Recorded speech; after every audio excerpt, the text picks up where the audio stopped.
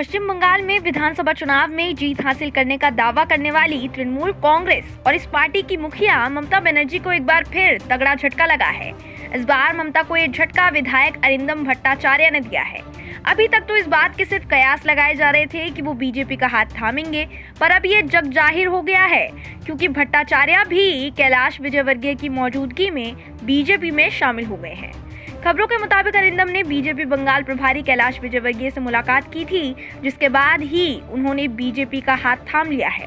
अगर तृणमूल कांग्रेस में अरिंदम भट्टाचार्य की भूमिका की बात की जाए तो वे साल 2016 के विधानसभा चुनाव में कांग्रेस के टिकट पर जीते थे, लेकिन कुछ ही समय बाद उन्होंने टीएमसी का हाथ थाम लिया था और अब ममता बनर्जी की कूटनीति और भाई भतीजावाद नीति से तंग आकर उन्होंने टीएमसी का हाथ झटक दिया है और बीजेपी के साथ अपने आगे के राजनीतिक सफर को बढ़ाने का फैसला ले लिया है। यह पहली बार नहीं है जब ममता के किसी विधायक ने ममता बनर्जी की पार्टी टीएमसी से अलविदा कहा है, बल्कि इससे पहले ममता के बेहद खास रह चुके शुभेंदु अधिकारी ने भी पाला बदलकर बीजेपी के साथ बंगाल विधानसभा चुनाव में उतरने का मन बना लिया और अब बीजेपी में शामिल होने के बाद वो अपनी हर रैली में ममता को चुनौती दे रहे हैं।